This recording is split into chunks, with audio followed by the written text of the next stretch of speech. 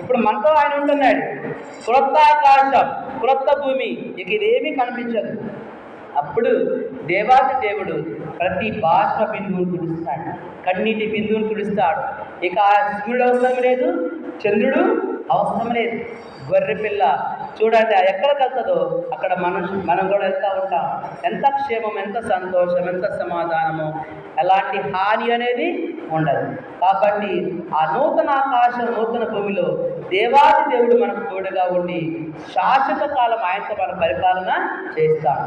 ఎవరైతే దేవుని నమ్మలేదో, దేవుని ఎవరైతే నమ్మకుండా హేతువాదులుగా ఉన్నారో, దేవుని నమ్మనటువంటి బుద్ధిహీనులు, మూర్ఖులు, గర్వాంధులు, మరి పిరికివారు, అసూయపరులు, ఇలాగా సమస్త పాపాలు ఉన్నటువంటి మానవులందరూ కూడా ప్రభువుని నమ్మకుండా, రక్షణ పొందకుండా ఉన్నటువంటి వాళ్ళందరూ కూడా ఆ నరకాగ్నిలోకి ప్రభు పంపిస్తాడు. దేవుని స్తోత్రం చెప్పండి.